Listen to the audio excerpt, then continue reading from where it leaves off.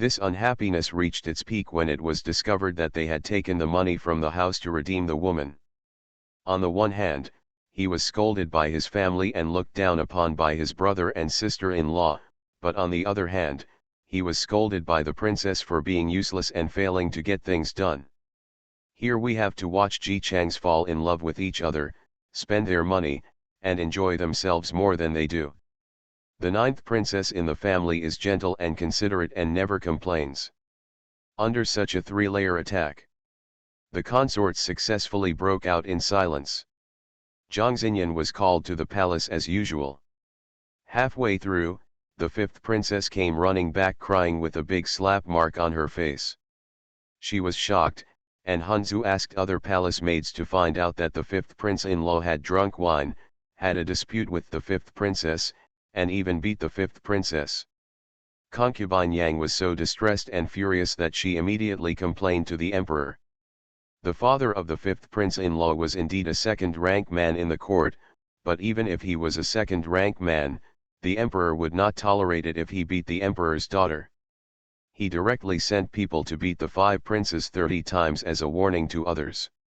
When Zhang Xinyan returned home, she felt incredible when she mentioned it to Ji Changs. Fifth sister has always refused to suffer losses, but she let the prince-in-law slap her and ran back crying. I saw that her face was red and swollen. Sure enough, does love make people blind? The always powerful fifth sister was actually beaten by the consort.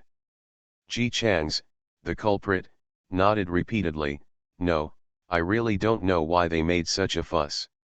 Isn't it good to live a good life? He actually dared to hit people. I used to think he was a good person. He really knows what people know but not what they know." After finishing his meal, he took a stroll and went to the fifth prince consort's father's house to visit the fifth prince consort.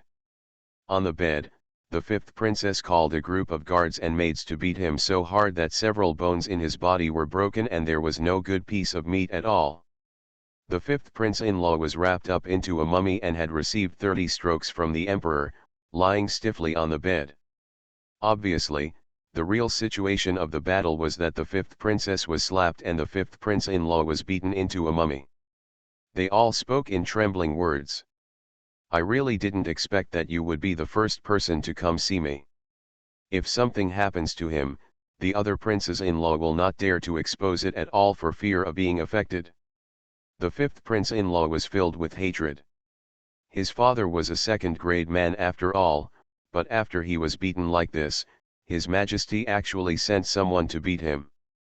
If the fifth princess hadn't gone too far and called some handsome men to her every day, but wouldn't let him take a look at the pretty girl, and treated her like a slave, how could he be depressed and drunk, and how could he get into arguments? Your father is a second-grade man. It's okay if His Majesty doesn't help you, but unexpectedly, the 5 princes consort felt cold in their hearts. So what about the second grade? It seems like he should have a talk with his father. Your Majesty can beat him indiscriminately today, and raid his home tomorrow. The king's ruthlessness is indeed more than just words. Darkness flashed in his eyes. Ji Changs could see clearly, but Chang still had the look of a country prince who had no knowledge and could only sigh. Hey, why did it happen like this? I beat you like this. I think the fifth princess is usually quite nice. It's true that you know people but don't know the heart. The fifth prince-in-law trembled and looked at Ji Changs. That's right, people know what they know but don't know their hearts. Even His Majesty will fall out whenever he wants. Their family still can't take sides too early. Now that the eldest prince has not ascended the throne, the fifth princess no longer regards him as a human being. If he ascends the throne, will he still have a way to survive? These people are all masters of face changing. On weekdays, they are brothers, but at critical moments, neither of them shows up. Everyone has several holes. Except. He looked at Ji Changs, who was still chattering about everything going well with his family and the princess being too much. This man simply didn't understand what His Majesty's reprimanding him meant. he will never understand that this not only means that His Majesty does not take their family seriously, but also means that his father will reconsider how to treat the royal family in such a heartless situation. People who saw him being beaten like this can understand these things just thinking about it. The fifth prince consort could not control the contempt in his eyes. Except Ji Chang's, the ninth prince-in-law who came from the countryside. Stick to the stupidity as always. The five princes-in-law, who had just been hit by the emperor and the fifth princess, found confidence in each other. Hey, country boy. Be free and fastest update, no anti-theft, no anti-theft. Everyone knows I'm a good man. Author, Tang Zhongmao. Chapter 511. Ji Changs watched the commotion for a long time, and after being given a meal by the five princes, he went home satisfied. When he returned, Zhang Xinyan was making clothes under the lamp. Ji Chang saw it, stepped forward, carefully took the needle and thread from her hand, and said with a smile, "Princess, why are you making clothes at night? Don't you have some money at home now? If you want clothes, just go to a tailor shop." Zhang Xinyan smiled at him, "No one out there can be as careful as I am at home."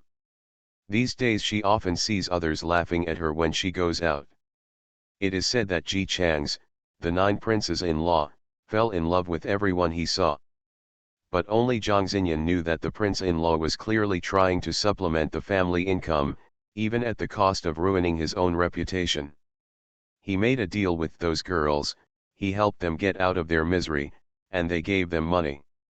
While everyone outside sympathized with Zhang Xinyan, she only felt grateful for her consort's kindness and felt sorry for him. Hanzu also whispered to her, "Princess, I feel that the consort knows everything deep down in his heart." The two of them used to think that the prince-in-law didn't understand the palace affairs and the twists and turns. They were also disappointed when Ji Changs and the prince-in-law went out to have fun every day. Especially when the prince-in-law comes back drunk, he will be vicious and disgusted. But wait until the next day, he will suddenly get better again. He was still gentle and considerate towards Zhang Xinyan. After repeating this several times, Zhang Xinyan felt that the prince-in-law was capricious. Hanzu said, "Actually, I never dared to tell the princess that day, I saw a man lying on the wall, secretly observing the situation in the courtyard.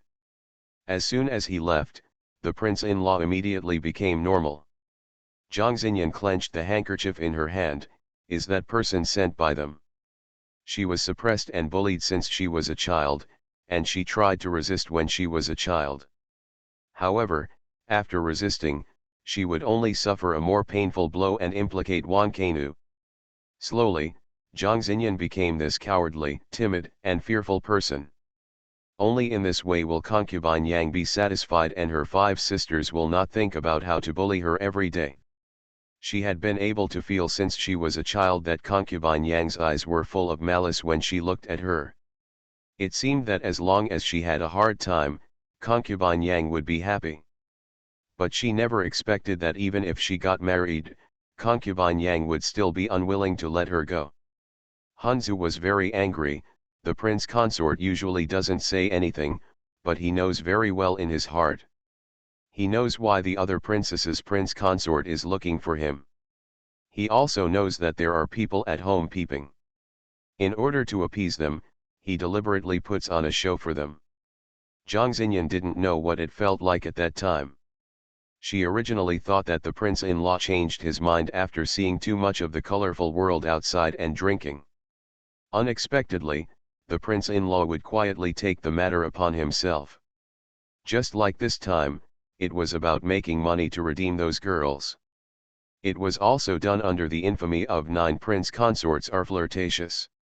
If he wasn't worried about her overthinking, he probably wouldn't have taken the initiative to tell her the truth. Think about it now. Indeed, ever since the consort began to behave fiercely from time to time, the palace had become less difficult. Zhang Xinyan has lived for 15 years, and it is not without people close to him. For example, Wan Kainu, such as Hanzu. But like her, they were both being manipulated and powerless to resist. Only the prince consort is obviously just a commoner. He was so silent, even if he insulted his own reputation, he wanted to protect her. Countless thoughts came together in Zhang Xinyan's mind. Thousands of words were reduced to one sentence: I can never repay you for your kindness. Maybe this is a couple. It's not like the father and other ladies in the palace, only ladies trying hard to please. It's not like the 5 sisters, who suppress the princes under their feet just because of their background. Rather, they are a couple who treat each other with respect and care for each other. The prince-in-law treated her sincerely, and she responded in kind to him. When the prince-in-law was outside to protect him from the wind and rain, she took care of his housework. From then on, she was nicer to her consort. Of course she wanted to make Ji Chang's clothes herself. If the princess wants to do this, she can do it during the day. The candlelight is too dim at night and sewing will hurt her eyes. Ji Chang's pulled Zhang Xinyan back to the couch. For a girl who is not yet 16 years old, it is good for her health to go to bed early and get up early.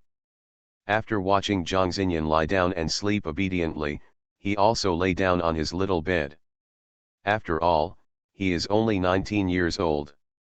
Also go to bed early and get up early. Ji Chang's lay on the bed with his eyes closed, already thinking about it. The number of people he has now is not too many, but not too few. Uncle, who was naturally capable of bringing his business from his hometown to the capital, and he was fueled by hatred in his heart. When it came to rebellion, he was more active than anyone else. The same goes for his fellow countrymen. At this age, he should have been able to enjoy his old age, but as a result, a disaster occurred and his son and his whole family were lost. I came all the way to the capital to file a complaint, but I learned that someone had already filed a complaint before. But it was concubine Yang's father who was sued. It was said that he had embezzled fertile farmland, and in order to get the land of a wealthy local man, he killed his whole family on a random charge. The married daughter of a wealthy family came to the capital to complain. As a result, not long after he was taken into prison, there was news that he had committed suicide out of fear of crime. Her husband's family was also affected. The husband who accompanied her to Beijing died in an accident not long after, and even family members far away in her hometown also died in the fire. As if concubine Yang's father was just trying to warn others, not only did he not conceal the matter deliberately, but he also spread it widely. Everyone knows that the eldest prince born by concubine Yang is deeply loved by the emperor and will most likely get the crown prince position. Who dares to compete with their family? When the fellow villagers learned about this place, they were disheartened and feared that it would affect their married daughter. They used to drink to relieve their sorrows every day, but after Huber tried a few words, he joined them. Ji Chang's is not afraid of their betrayal. As long as you join a rebel group, even if you rebel midway, you will still be treated as a traitor by the court. Once you get on this ship, don't even think about getting off it. Other members include refugees from outside recruited by Huber. The girls headed by Yin'er. They all changed their appearance and dressed up as businessmen in men's clothing. At present, except for Yin'er, none of these girls have joined the rebel group. They only think that they are simply helping Ji Chang's make money. Yin'er is an exception. This girl is really strong. No matter how beautiful and fragrant she looks, she still refuses to be a woman. Ji Chang's asked her if she really would never regain her status as a woman forever. She said, "Unless the world treats men and women the same, I would rather be a man for the rest of my life." After careful observation, he found that this girl had no respect for the current dynasty, so Ji Chang's recruited her. As soon as Yin'er heard this, she joined almost without hesitation. After joining, she even paid for a martial arts master to teach her how to practice martial arts. It had only been a month. When Ji Chang's went to see her last time, he felt that her biceps had become much stronger. Moreover, in just 1 month, she miraculously grew taller. but considering that she is also drinking goat milk every day, she is only 19 years old this year, and has not passed the growth period, Ji Changs can understand. Now even if she doesn't change the appearance of her face and only shows her own appearance, others will at most regard her as a very handsome young master. Ji Changs felt that this effect was achieved not only because of her biceps and height, but also because the girl worked hard to bask in the sun every day in order to make her disguise as a man more realistic. Her skin was as white and tender as water, but she was tanned into a black ball. She also pays great attention to skincare. She remembers to apply some facial oil on her face before going in the sun. As a result, her tan is evenly tanned, and her skin is not too damaged. Although it is dark, it is still smooth. Ji Changs could no longer treat this girl as a girl. He is basically a very heroic man who still wants to go to the battlefield every day. Almost every time they meet, the conversation goes like this: Han Ying, she changed her name, asks, "Sir, when are we going to fight? I've been able to defeat 5 by myself today." Ji Changs, wait. Han Ying, are you still waiting? Chaos who is about to be conquered, and the court is still hiding the news. If we don't go forward, others will get it first. Ji Changs, be patient in everything you do, haste makes waste. Did she think rebellion was that easy? Rebellion requires not only good eloquence and subordinates, but also money. It depends on the situation. Ji Changs hasn't gathered enough wool yet. Although the consorts were poor, they could still scrape together some money. Basically everything that the sisters Yinner knew had come up with was redeemed. Ji Chang's men are really geniuses. They invented a new business. She found a handsome man, disguised herself as a woman, and sold herself into a brothel. Then Ji Changs fancied him again and redeemed his life. After doing this routine several times, Ji Changs found that the patience of the princes had reached its limit, so Ji Changs had to give up reluctantly. What a pity! What an honest reason to plunder wool! Recently, the princes-in-law have no money, and they are having troubles with the princesses. They even stopped going to the Tianhe Tower. The 5th prince-in-law is still recovering from his injuries at home. On the outside, he looks as submissive as ever, but in the court, things are already turbulent. The 5th prince's father, who had always tried to stand by the eldest prince's side, began to have an ambiguous attitude. He lost his previous closeness to the eldest prince and even started chatting and laughing with the 2nd prince. The 2nd prince suddenly got such a big pie from the sky, so he was naturally excited and caught it immediately. Despite the arrogance of concubine Yang and the eldest prince, the crown prince's position has not yet been decided, and the eldest prince is not the only one with supporters in the court. Why did the 5th princess marry the 5th prince-in-law?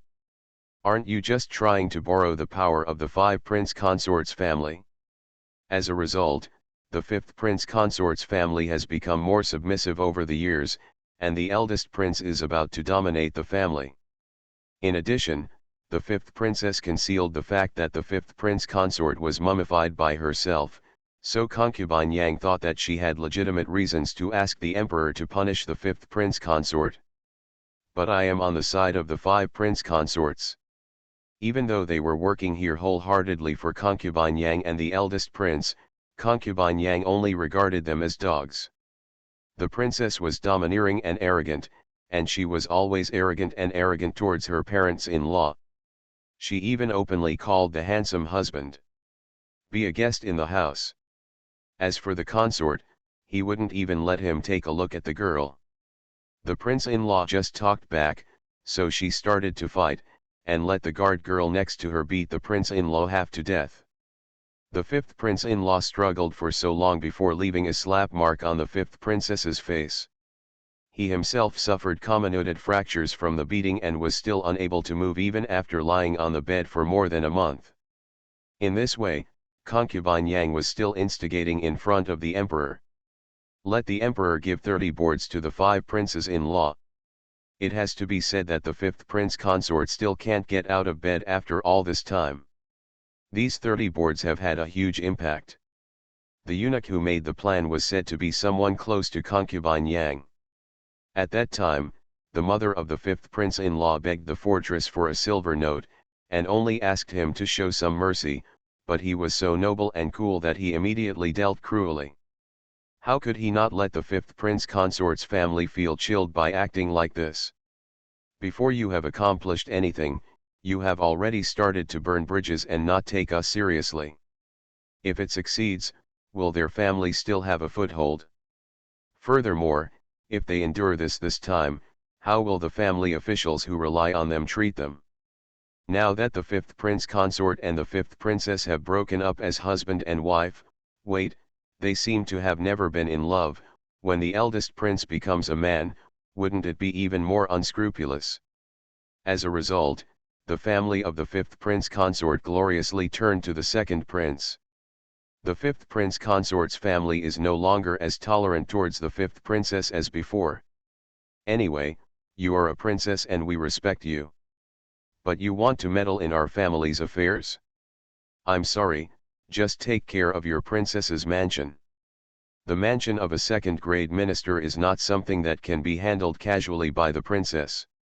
The fifth princess can clearly feel that although the servants of the princess's mansion are still very respectful to her, the servants of the fifth prince-in-law are average. If she was angry and wanted to kill someone, she would immediately kneel down and say that although she was serving the consort and the princess in the princess's mansion, her body contract was still in the original mansion. Strictly speaking, they were not the servants of the fifth princess. Even if the fifth princess wanted to kill them, they had to ask their master before doing so. Otherwise, it would be a violation of the law, and it would not be a pity for them to die, and it would be bad to implicate the princess. The fifth princess has been pampered since she was a child. If she has ever been threatened like this, she will immediately pull people down and beat them to death. But even after wasting such a little time, someone from the fifth prince consort had already gone to invite the fifth prince consort's biological father. Second-grade minister. He usually smiled and looked easy to talk to, but when his position changed and he no longer needed to please the fifth princess, he changed his attitude towards the other party. Nagays heard the rest of the story not very clearly. Mainly because the eighth prince consort, who was telling him these gossips, was grabbed by the eighth princess by the ears halfway through his words. The eighth princess is only 17 years old this year. Although her mother passed away early, she is the child of the princess by marriage. In the entire palace, even if the emperor neglected anyone, he would not neglect the eighth princess who represented the diplomatic relations between the two countries. So naturally, the eighth princess is very arrogant like other princesses. But it's also different. What standards she holds for her consort are the same standards she holds for herself. She wouldn't allow her consort to look at other women, and she wouldn't look at other men either.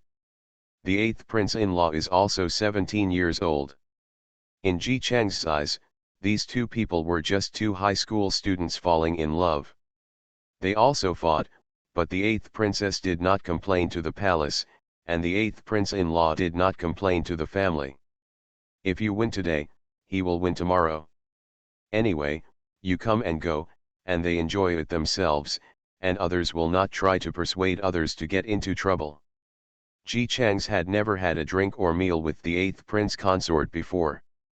But he is no stranger to the eighth prince consort and the eighth princess. The main reason is that these two can become the top gossip in the capital every 2 days. Either the eighth prince consort and the eighth princess had a big fight again, or the eighth prince consort was kicked out of the princess's mansion by the eighth princess. The next second, they reconciled and went shopping affectionately again. Ji Chang's looked at it now, and the eighth prince consort was quite enjoying it.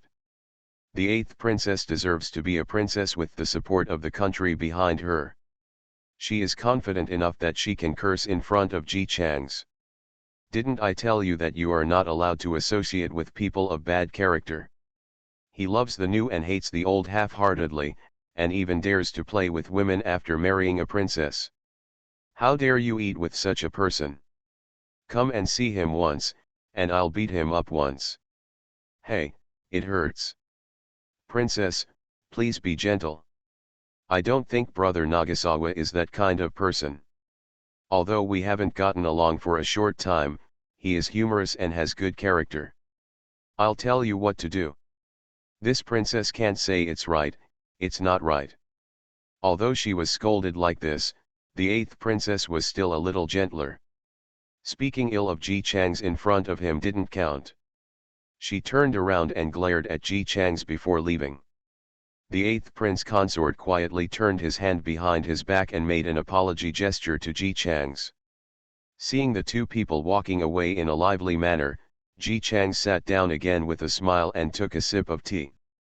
The eighth princess and the eighth prince-in-law are really a pair of treasures.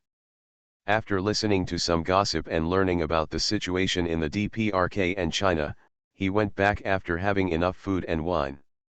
It's still a day where I don't have to pay a bill. After all, it was the eighth prince consort street.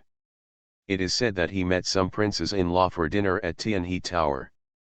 Because the eighth princess did not allow him to fool around with those princes-in-law, he originally wanted to turn around and leave. Finally, when he looked up, he noticed that Ji Chang's demeanor seemed to have changed, so he asked him out of curiosity. According to his original words, Brother Nagasawa, although you were good-looking in the past, you always looked unremarkable. When I look at you today, you really have a jade-like appearance and a gentle temperament. In short, it was just beep, beep, beep, beep, beep, beep, beep, beep, beep, beep, beep, beep, beep, beep, beep, beep, beep, beep. Ji Chang's was playing for a long time, and he summed it up in one sentence: I think you are good looking, so I will invite you out to see more. Ji Chang's finally understood why the eighth princess chose the eighth prince consort when choosing her husband. Both of them have good looks and can talk easily. The eighth prince-in-law informed him that the fifth prince-in-law's family had indeed turned to the second prince as Ji Chang's expected. The two princes are actually pretty similar. The only difference is that the eldest prince can pretend, but the second prince cannot. Now this smart fifth prince-in-law's biological father wants the second prince. His power is enough for the second prince to adopt his opinions. It is estimated that there will be a fight between the DPRK and China soon. 3 years, maybe. In 3 years at the latest, he will have almost enough troops outside, and the government will not care about it. The other rebel groups will also be strong enough to take over. Well, the safest and most labor-saving way. Moreover, concubine Yang was so worried about all the things she asked him to do that she no longer had the time or energy to bother Zhang Xinyan. Thinking that he could be happy for a long time in the future, Ji Chang's returned home in a good mood. After returning, there was no one there. It was normal for Xianglan to be away. She recently heard about the fifth prince-in-law, and immediately became energetic. She worked hard to take care of herself every day, and found a way to enter the fifth prince-in-law's house to take care of him personally. Ji Chang's also looked like he was should. It just so happens that we can get some information through her. But it would be strange if Zhang Xinyan and Chunzu were not there. He was a little surprised. Not only did concubine Yang lose a lot of support now, but the 5 prince consorts also turned against her, so she probably had no intention of asking Zhang Xinyan to enter the palace. Ji Chang's didn't wait, but directly found Han Ying, who had been arranged by him to rent the house next door. Han Ying lived there to practice martial arts while protecting the 9th princess nearby. Naturally, it was clear. Someone from the palace called the princess away, but it doesn't seem to be from the harem. I heard that it was His Majesty calling the princess to come into the palace. Ji Chang's face darkened. After much calculation, Zhang Xinyan was forgotten. The emperor's attitude towards Zhang Xinyan can be seen from his name. Calling her to enter the palace will definitely do nothing good. Han Ying looked at Ji Chang's face carefully. Sir, the princess usually comes to the palace and will return when the sun sets. You don't have to worry too much. Ji Chang's expression still didn't improve. Let's go to Huber. His status as prince consort is not really for show. These days, Ji Chang still bribes one or two young eunuchs. It would be better to inquire about this sudden change. That night, Zhang Xinyan did not come back, and there was no news from the palace. In the afternoon of the next day, the eunuch Ji Chang's bribed handed over the news. After Ji Chang's heard this, he laughed angrily. He was captured by Tianzhou Kingdom. People from the Tianzhou Kingdom came to the capital to negotiate with the emperor. The emperor did not want to fight, nor did he want to cede land and pay compensation, so he proposed to marry the princess. The Tianzhou Kingdom did not have any requirements for women to remarry. They probably inquired about the looks of the princesses and finally selected the ninth princess. Firstly, the ninth princess will of course attract a rich man to live without food, and she is naturally beautiful. Secondly, the ninth princess's husband is just an ordinary person, so it is convenient for them to divorce and remarry. Thirdly, it is said that the ninth princess has a gentle temperament, so naturally their king does not want to marry her. Come back and be unruly. Key point, the king of Tianzhou Kingdom is 58 years old this year. Even older than the emperor, he can be Zhang Xinyan's grandfather. But the emperor agreed wholeheartedly. The princess is not willing, and concubine Yang is also trying to persuade her, but the Tianzhou Kingdom is determined to get the princess. Your Majesty seems to be willing to marry the princess, so there is a stalemate. The eunuch quietly told Ji Chang's. The princess contradicted His Majesty and made His Majesty very angry. She knelt down as punishment yesterday afternoon and has been kneeling ever since. Ji Chang's crushed the string of beads he was playing with. He knew before that the emperor was nothing, but he didn't expect that he was so nothing. To marry a 15-year-old daughter to a 58-year-old man, and most importantly, it is equivalent to being a concubine. Doesn't he pay attention to tradition? Doesn't he want the royal face? How could he be willing to give his daughter away without even giving her a real wife? Moreover, the Feng Kingdom is different from the Tianzhou Kingdom.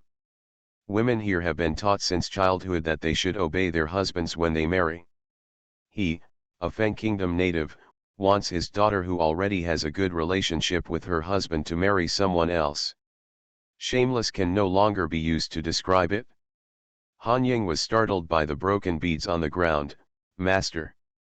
Then she heard the voice of the young master she was following, who seemed to be squeezing out from between his teeth.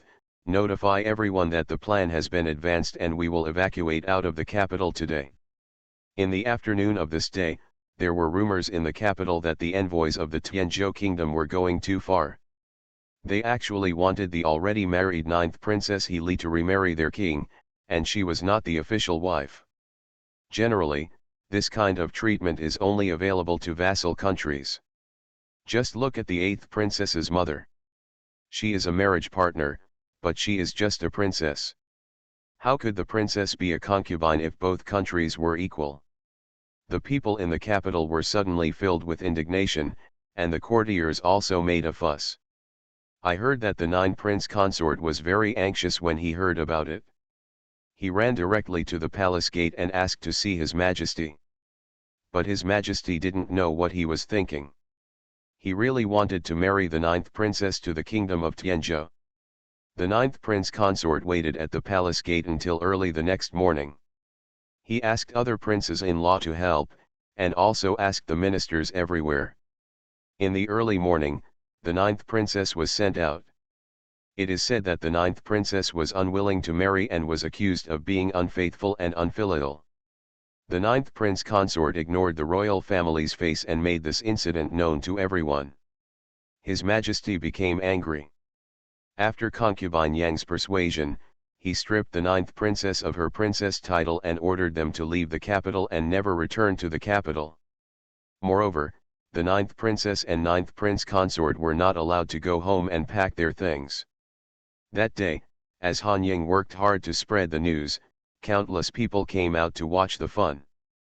Some people think His Majesty is too cruel. Some people think that the princess should also sacrifice for the court.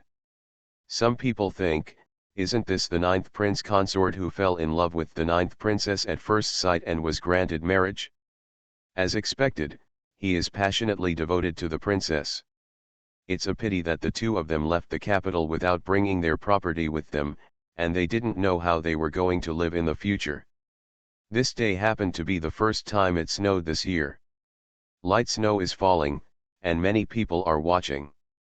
The 9th prince consort held the unconscious 9th princess, followed by a palace maid, and walked out of the city gate step by step, slowly disappearing from everyone's sight. Free and fastest update, no anti-theft, no anti-theft.